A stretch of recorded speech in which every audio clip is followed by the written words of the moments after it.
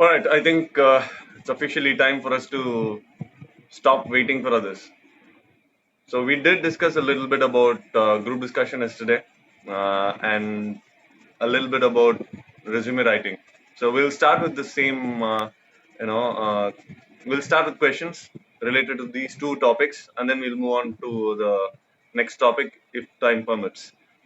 So open to the house. Come up with your questions so related to both resume writing as well as group discussion.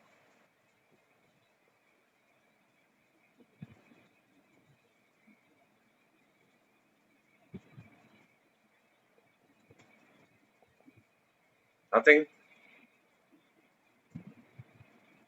Too early for questions? Is it true?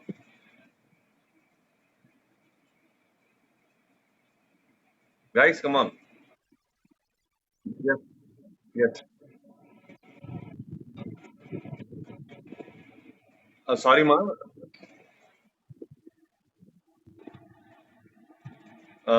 Can you elaborate on your question? I'm not sure about your question.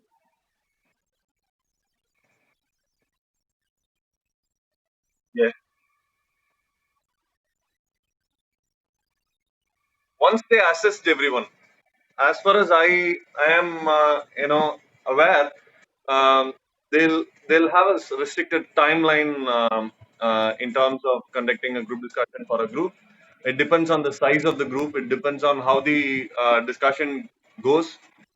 So there is no specific time that they will have, unless otherwise there are like hundreds of students waiting outside and they have a lot of other batches to complete. Then they will rush off. But if they are genuine in terms of identifying the right talent or identifying the right criteria that you are expressing during your group discussion, then they will take their time. For a group of let's say 10, I think they'll go for a minimum of 20 minutes. And in terms of closing a group discussion, once all of you get a chance, that's also a possibility. I don't think there is any restricted time for it. It's the idea that all of you get to uh, participate, and once the participation is complete, then they'll close it out. Nagesh, did I answer your question?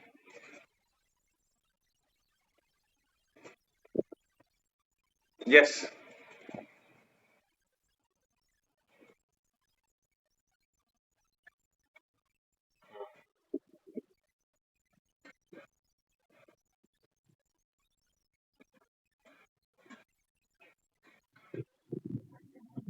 How do you know you are the last person? Okay. If, yeah, why not? Yeah, of course. You can actually summarize a little bit. Don't utilize more time in that. Give your points, and then to summarize, we agree to disagree. That you can go for a couple of sentences and close it out. Um, Always in group discussion, if you keep going like a public speaking effort, which is what I mean is you keep going on and on and on.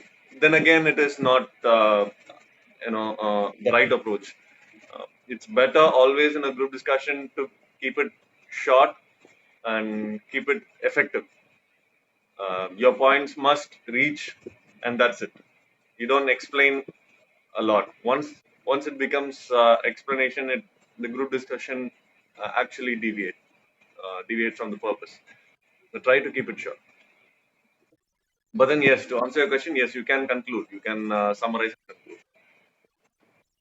But then, one thing we need to understand is we are not the judge there.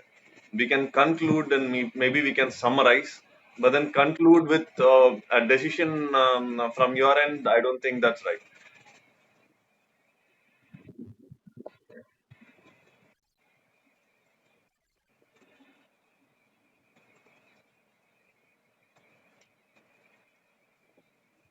I just got yes, yes, Hari, yeah. Go on.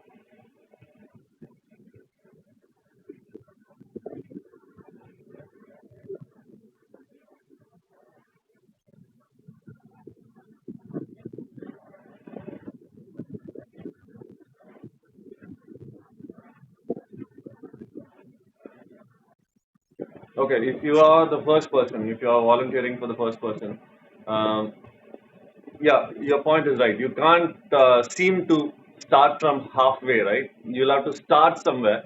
How do you start? So, anywhere, if you look at storytelling, right? I don't know in your generation how many of you got a chance to sit with your grandparents and they give you some kind of stories. Even my generation is too late for that, I thought. But then, yeah, I had the privilege, to sit with my grandparents at some point, and always the story goes like this. Uh, they start at some point. It's not halfway through. It's not like Christopher Nolan's movie or anyone else's movie where you are into something and it doesn't start from the first point. It starts somewhere. It is like that. So the story should be simple. You should start somewhere. It's like ஒரு ஊர்ல ஒரு ராஜா இருந்தாருன்ற மாதிரி you start, but then when you get a topic, you start a topic, try to give a little history in the sense we all know about what's happening now. This is a statement, the generic statement I'm saying. We all know this is happening now, or we all know that this has been a huge issue lately. Environment is, see, depends upon the topic. You give a generic statement and then involve everyone and then start. So that way, it is actually asking everyone to agree to your point. It's a tactic that you can use. At the same time, you're starting somewhere. It's not like immediately jump into a point halfway through. Your question is genuine. Just try to include everyone. Just try to address everyone towards the topic, and then start somewhere. Just don't yes, just don't start in the midway. Uh, that's all right. But then you'll have to hit your point hard. Once you start, maybe one or two sentences down the line, you must come to your perception. What is your idea? What are your thoughts on it? You'll have to come to that. You can't dwell on the starting point or an introduction for a longer time, because this is a group discussion, not a speaking arena. It is group discussion where you will come up with your points and then let the floor open for the others as well. So a pertinent question, a very valid question, and yes, I believe we'll have to start somewhere. Uh, Simple start, not a complicated one. Right.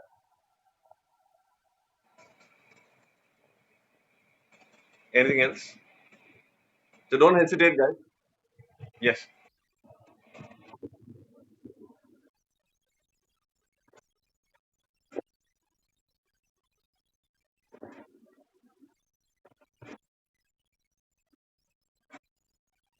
Yeah. See, nobody has a 100% opinion on one side of the story, right? If you are honest to any topic for that matter, even let's say the topic is my parents, uh, it is maybe in this part of the world, I mean India and particularly South India, um, it's expected in a public forum that we don't speak ill of our parents. But then, trust me, when you actually look at the positives and negatives of our parents, you will come up with few points on the negative side as well. So who stops you from having your opinion on both sides of the story, right? Both sides of the topic, you can obviously have your opinion and you can share it too.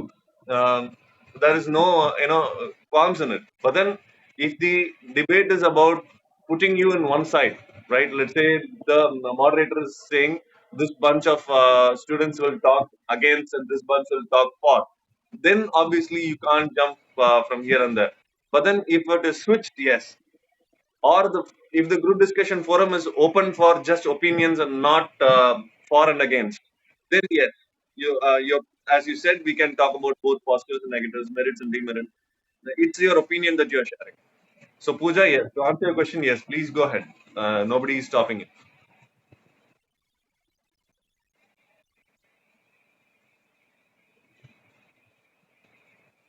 Anything else?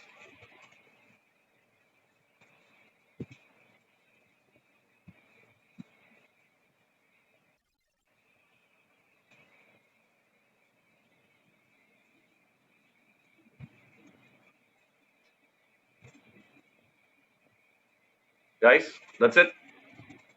We will move on to the next one. That's a question mark for you.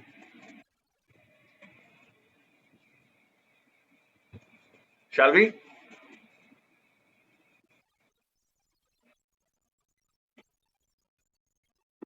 Hmm.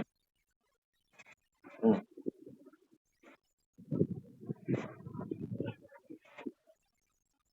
Right.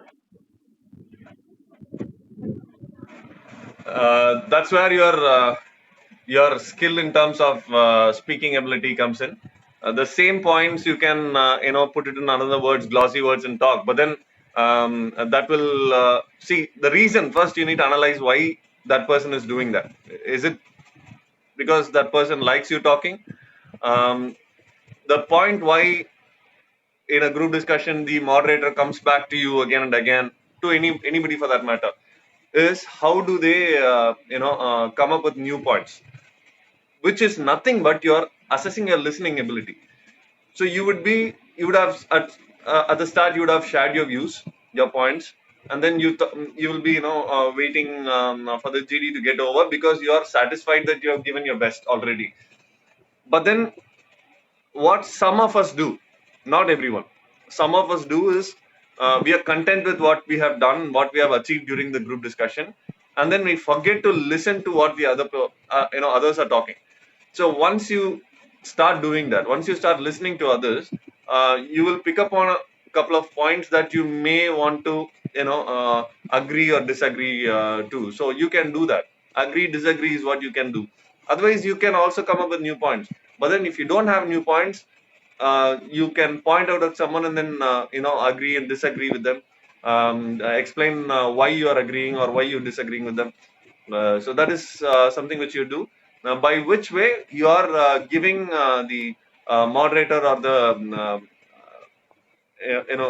person who is conducting to look at your or to to analyze your listening ability. So once you listen and then you pick up on it later on, they will obviously understand. Okay, you are listening to others. So that is something which you can give.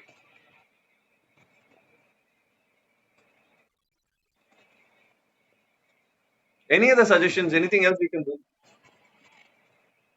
for this question?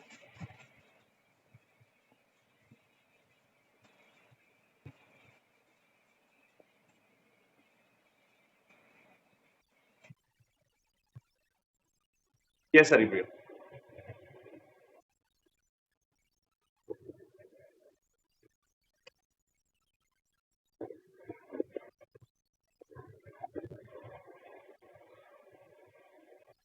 It depends on what topic for me. See, I'm putting myself in your shoes, Haripriya. I don't have answers for everything, but then I will be in that situation. I will look at what I have listened and make a decision based on that. Uh, so I mean, imagining myself in a group discussion, and there is a topic which I have no clue about, and then I'm waiting for my turn, or I somehow got the courage to, put it forth to the person who's assigning the topic, telling that person, sorry, I have not heard about that. Can you brief a little so that I will also participate? So let's say the person who's conducting is courteous enough, gracious enough, and explains about the topic, then I might come up with one or two points. It's always a person who has some kind of preparation. I'm not talking about that particular topic in general. I mean, always look out for. I'm not talking about during group discussion. For this, we need to be prepared well enough. The preparation is not sitting and talking about a particular topic, but update yourself every day. Spend like 15-20 minutes on what's happening in the world, locally as well as internationally. That's absolutely vital in all the areas. That's what I'm saying. I'm not talking about politics. I'm not talking about sports. I'm not talking about one specific area. I'm talking about in general. What I do is I watch news for a few minutes, and then I'm always in Twitter. I follow news channels. I follow some kind of technological sites that we have. I follow NASA, I follow ISRO. So there will be some kind of update then and there. I'm not going to read into everything, right? Imagine this. It's only headline browsing for me in Twitter. I look at every of the tweets that comes across. I'll go through the heading. But once I'm interested in a particular thing, then I try and open the link and read it in full. But what happens over a period of time is you get an idea about a lot of things, not everything, but you get an idea about a lot of things over a period of time. So this is going to help you. Once you have some kind of idea about a lot of things, then once you are given a topic, then you can relate to it. Maybe not you're not an expert. Haripriya, we can never be, even myself not being humble. I'm just talking about reality. I cannot be an expert, reading through Twitter and hearing news or listening to news. I'm not going to be an expert in a topic, but then I will be able to relate to something. That is a topic. Okay, I did read something, some time back. Can I relate to that? And then I pick up points from there. So it has to be this way.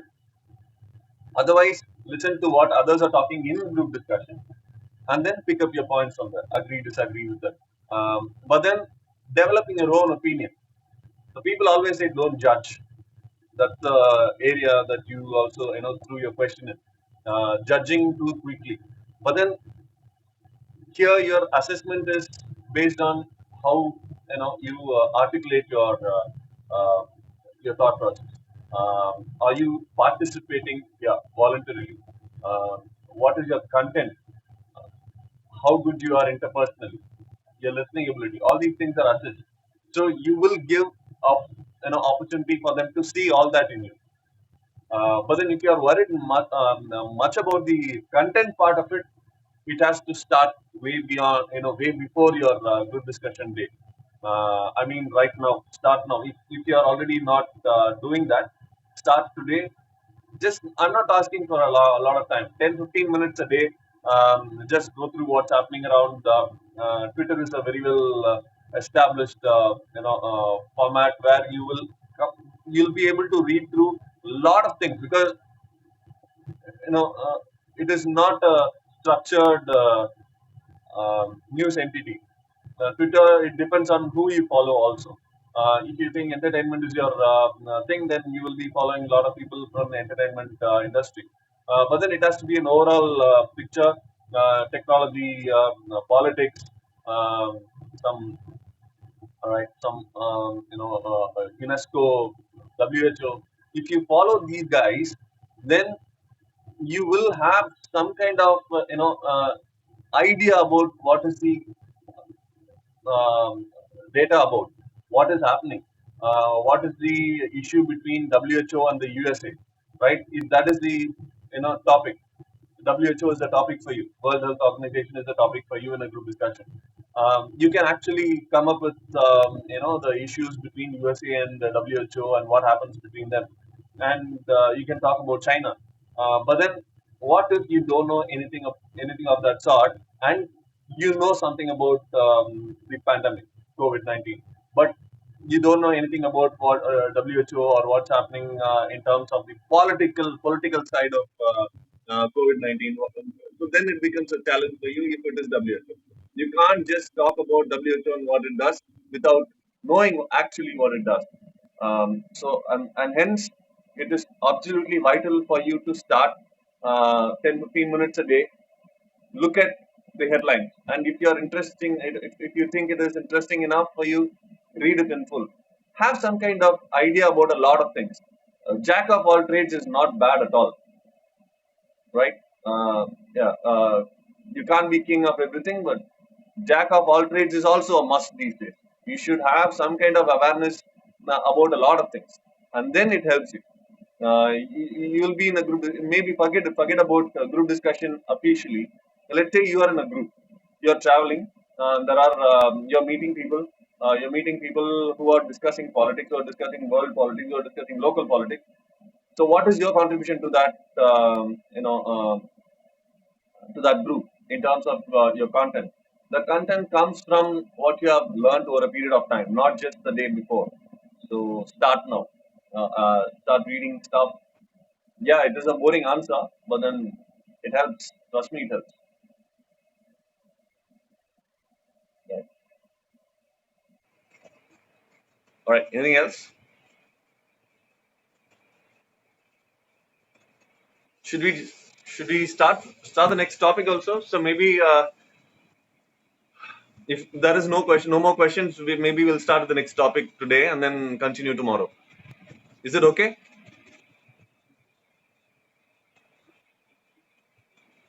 Yes. Right. Thanks, Kathy. Uh, my my experience in terms of the next topic, I'm so gonna tell you how much experience I have, but then trust me, that is one thing which I've done all my life. I've interviewed at almost, if I can't be sure, but a minimum of 8,000, 9,000 students over a period of 11, 12 years. And if you look at people with experience, I would have done at least 1,000 or 2,000 interviews per se. So I will be happy to share my ideas in terms of how to face an interview. But then it all starts somewhere. Yeah, interview starts somewhere. Where does an interview start? Any idea?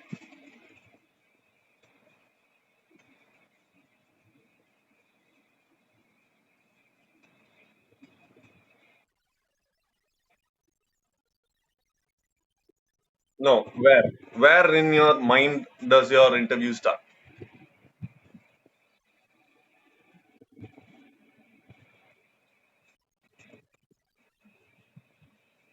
Did you get my question? Still confused?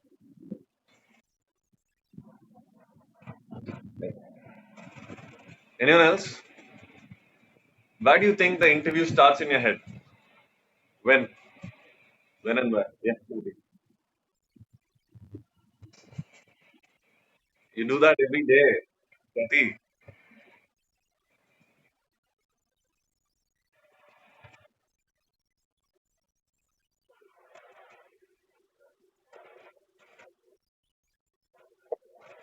Okay.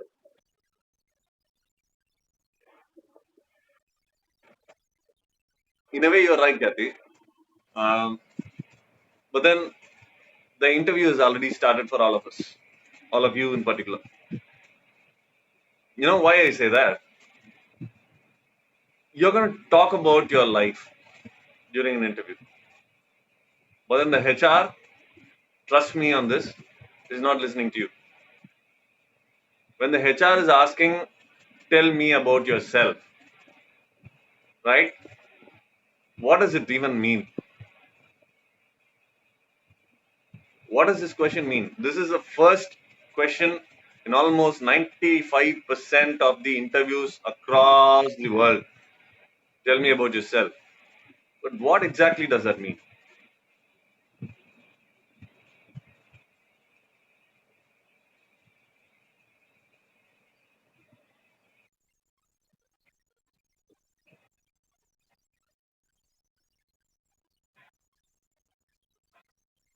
Hmm.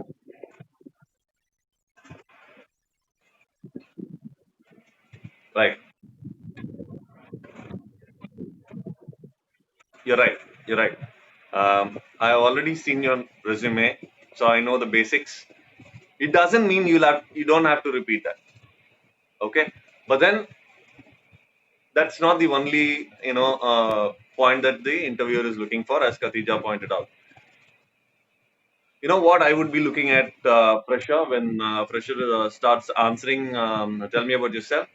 I'll be looking at the person's confidence in terms of communication.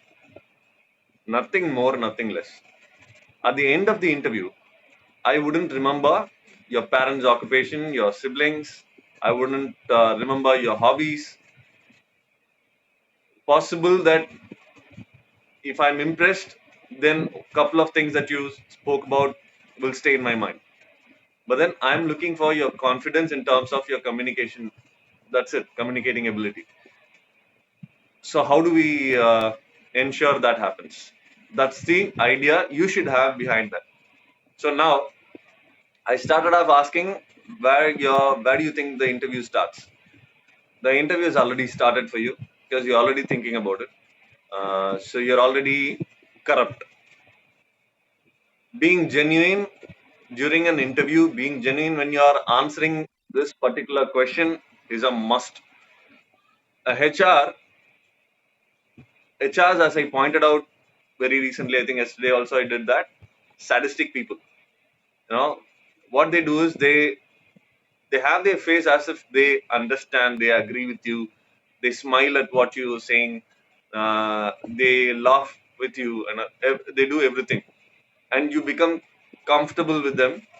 And over the course of the next few minutes, they will assess if you stay, you know, professional enough. But what happens is over a, over this, you know, conversation that you have with uh, the interviewer makes you think that he or she is your, you know, friend now by the time. So we forget our, you know, intent here, and then we start to deviate from our professional behavior, demeanor, the words that we use, we deviate. So that is something which you need to be careful about. How are we going to address that issue? From now on, when you talk to someone, and if that someone becomes too, you know, friendly to you, sorry, right away, don't just get carried away. Stay with your point, stay with what you have to, you know, achieve. That's here. So once you start doing that, then the interviewer will start respecting you. Otherwise, they will lose your, you know, professional. Let's say Priyadarshini is the first name here for me. So I'm saying the professional Priyadarshini is something which should stay in my mind after a long time, after the interview. If that happens, I believe you can crack an interview. um, but then there are beyond that, there are a lot of things in hand. um, Communication, yes, we have already discussed that in class, I think. What is more important, communication or language skill?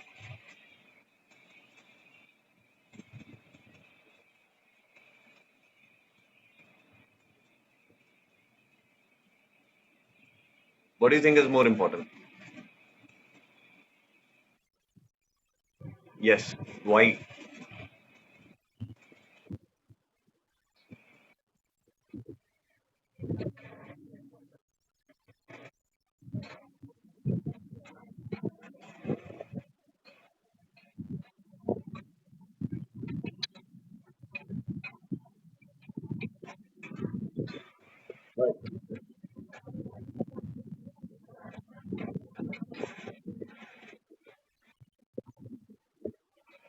Right.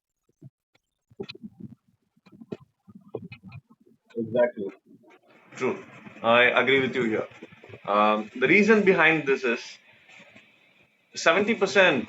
You know, I'm not giving you exact pinpoint percentage here, but approximately 70% of our communication throughout our life is non-verbal. True. We use so many words. We talk a lot. Then 70% of our communication is non-verbal. So, what is non-verbal communication is something which we need to discuss. I think we already done that. I give tremendous amount of importance to non-verbal communication. Wherever I go, wherever I talk, whichever topic that is, it doesn't matter. Non-verbal communication is where your interview, you know, gets going good, or you break the interview, or you know, it all happens with your non-verbal communication ability, non-verbal communication skill. Um, right. What are the, you know, aspects of a non-verbal communication skill? Right. So that's the next question. First thing, you use your words to communicate, and then your words. How does the word travel? Right. So when I say, uh, when I talk to you, right? When I say hi, right? I I can say that it's hi, right? I can say hey. Otherwise, I can also say hi, hey, right? So I'm just taking the simplest of example for you to understand. This is, even though I'm using a word, the way I am using the word is non-verbal for you. The tone, the tenor, the body language, the eye contact, the dress code that you display, how groomed you are, what is your body posture, what are the hand gestures you may make, how do you walk, how do you sit, all of which comes up with an idea for the interviewer to pick up on. So this person is confident because this person sits straight. This person has a smile all the time. What is the difference between a smile and creepy smile? You need to understand all those things. So non-verbal communication, you Google it, you practice it, you ask people. It doesn't matter. Get better with your non-verbal communication skill. That's it. Simple as it cannot get as simple as this. No, non-verbal communication. If you can crack that, nothing like it. And how do you practice that? Non-verbal, skills, non-verbal communication skills. How do you start practicing that? Any idea again?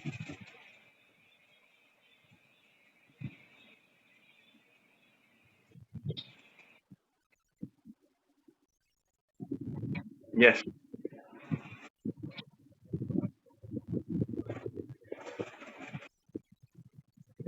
Yeah. Yeah. Did. And how many of you did that? See, that's the point.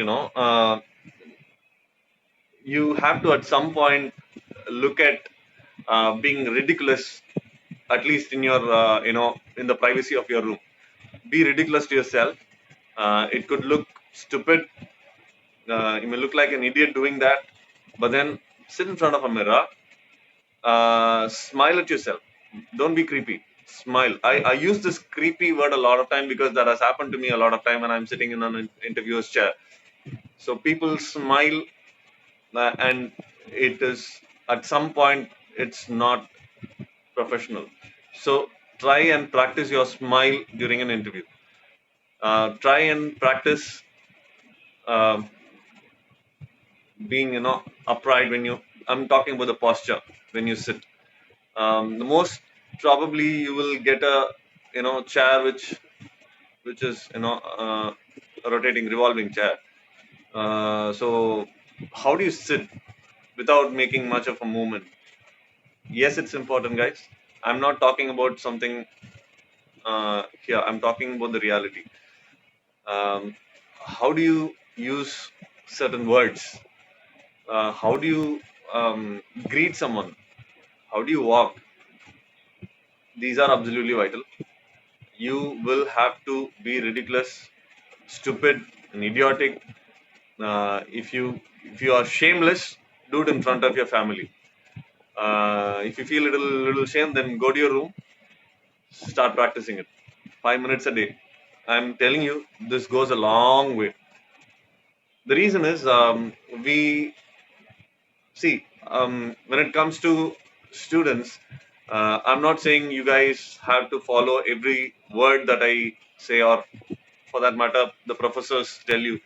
You don't have to, do that. You guys are like rational students, right? You guys think about it. Where am I going wrong? Where is the possibility of me going wrong? And those points you need to pick up and start practicing.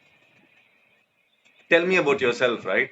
That's the first question. And as I told you already, you are being assessed for your confidence in terms of your communication. So, what will you practice? When you're talking about that, how many of us have prepared for this question? I should raise my hand. I've done that a lot of times during my college days. Um, but then that's not right. Tell me about yourself is a question which is the easiest, at the same time, it's the hardest. You can make it the hardest. You can make it the hardest by, practicing. Or for that matter, you can make it harder by writing down and remembering it in your head. It's like I know Tamil, right? That's my mother tongue. But then imagine I don't even know if I can put it across to you properly. Every time I speak in Tamil, right? I try and remember the words. Is it? No, right? It's it just from the brain it travels this way. It's not, I remember something and then I bring out the word. It naturally flows.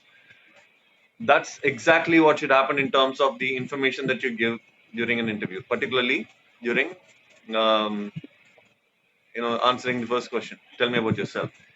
You're telling about yourself, guys, not about the person couple of blocks away, right? About yourself. Who better than you to talk about yourself? The only thing is, how can I be articulate about it? How good can I be in terms of presenting myself? So that's something which you need to practice, not the information itself. Don't write and mug it up. That's the worst way possible for you to prepare for this question. Try and be articulate enough. Try and come up with a story. So, today I think I was talking about how grandparents give you stories, right? So the mistake that people do during answering is going from current educational background towards our birth. I'm pursuing my engineering final year. My stream is BME. You go from here towards your schooling, then towards your birthplace. That's not how it works. You can come up with a story. You can start like your grandparents do. Uh, hey, my name is Praveen. Um, I was born in a place called Madurai in south of Tamil Nadu. I've been living in Tamil Nadu all along. I did my school here.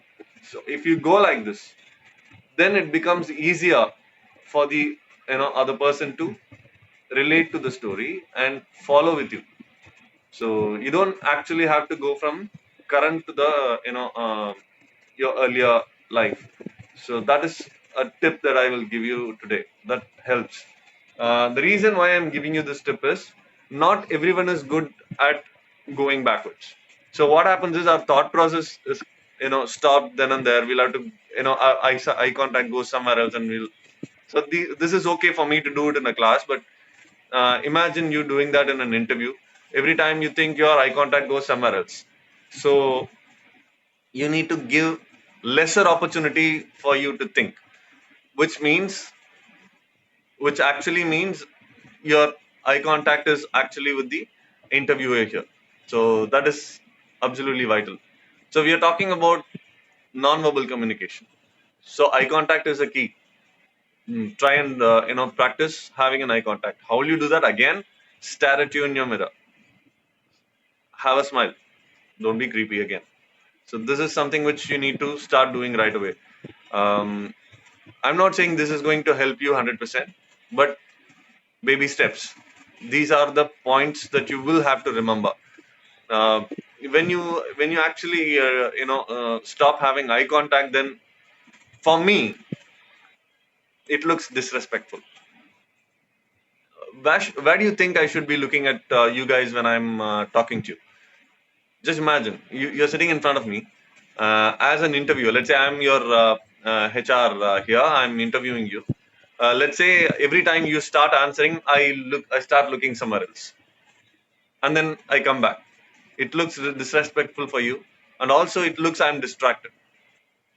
We have to be focused. We have to give our 100% there. 100% in the sense our mind. We'll have to be there, not just physically.